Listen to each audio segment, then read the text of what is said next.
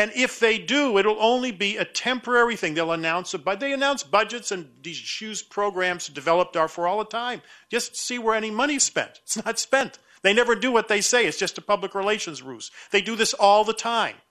It's one of the most cynical regimes I have ever seen anywhere in the world. They lie constantly, and they know they're lying when they do it. They have no intention of developing these areas because their own survival is dependent on developing the Arab Triangle. Let me make a comment about this. The South is the opposite. The Southerners realize if they don't develop the rural areas, there's going to be a huge problem.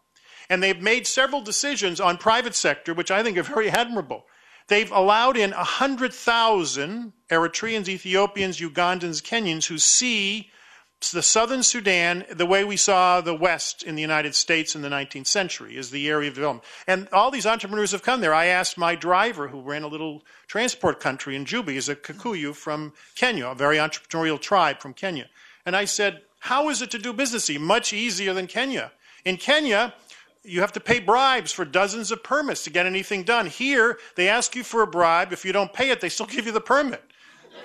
They don't get the connection, you know. And so it's very easy to do business. We all come here. Everybody wants to come here in Kenya to do work. It's much, much easier. And the Southerners deliberately have not put the infrastructure in to create more, we would call them rents, in other words, corruption. They actually are trying to create a relatively free system for entrepreneurialism. It's a deliberate policy. Paganamun said, we know we don't have the human capacity to do what we need to do, so we're inviting our neighbors in. They're English-speaking for the most part. Most of the hotels are owned by Ugandans, and most of them are Eritrean and Ethiopian-owned, actually, and more than 100 of them. Last point. Very interesting. No one's done an analysis of this that I've seen. Maybe there's studies on everything, so there must be a study somewhere, I just haven't seen it, which is the South has a huge human capacity problem. It's not just literacy. They don't have bricklayers, they don't have electricians, they don't have plumbers, they don't have construction workers, and laborers. Guess who does? The Khartoum displaced. They haven't been sitting there living in the dole all these years. The people coming back should not be resettled in rural areas and made farmers again. They are bricklayers, they're construction people, they are small business people. There are very few small business people who are Southerners running the markets. It's all Ugandans and Kenyans and Eritreans and Arabs running the markets in Juba. There are Southerners, I've watched them in businesses in the north. Bring them back, not resettle them in the rural areas, but in the cities of the South to help develop the human capacity, or to fill that human capacity gap. Ambassador Marsden. Well, just on the question about in South Sudan, why not more emphasis on trade and business development rather than the humanitarian assistance? I think what I would say to this is that we do all recognise that promoting economic growth and the private sector is certainly a high priority. And this is why the European Union is putting some of its development assistance into rural development. Why USAID highlighted, I think, economic growth as one of its four main pillars, and why the World Bank is, I think, particularly focused on this area. But at the same time, there are obviously other also crucial priorities, in particular over the first 2 to 3 years of independence, supporting stabilisation and addressing security challenges in the south. Unless stability is achieved, then it's difficult to do much else. And secondly, of course, building up the capacity of the government to deliver basic services to its population and to therefore establish a social compact between the government and the people of southern Sudan. So I think it's a case of that almost everything in South Sudan is a priority. To some extent, it has to be sequenced.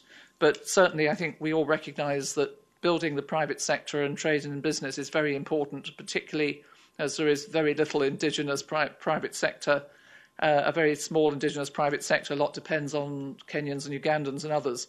So we shall certainly be doing that. But at the same time, we can't give up humanitarian assistance altogether at this stage. The EU certainly will continue to provide support to address things like food insecurity, which is a major problem in the south. To provide basic services, particularly to vulnerable populations in the conflict-affected areas or the LRA-affected areas of South Sudan, where that is probably the first priority, even before promoting trade and business. But we certainly have got that factored in to the overall comprehensive approach that we're trying to develop at the moment. Thank you very much. We can squeeze in one more round if you are very disciplined and ask very short questions. The gentleman in the front row, and then Jason at the back. Thank you it's good to hear some people who live in Sudan telling us what Sudan is. As ex-Sudanese, I really feel very scary the picture you paint about Sudan. And my reasons are different. I need like 3 hours, 4 hours to explain, but I can't. How about the people? Are the people resilient? They want to change or just want to receive? One question. They want to change. Sudanese people, they want to change. North or south, they want to change. And the second question is, who are the Sudanese? How the history of Sudan began. I will give you one tip. Sudan began as today in 1800, and Khartoum was a place for immigration. All the people mixed, and that was Sudan. Thank you very much. That's a subject for another panel. I'm going to forbid my colleagues at this table to answer that second question. Jason Mattis at the back. Thank you. Jason Mattis with AECOM.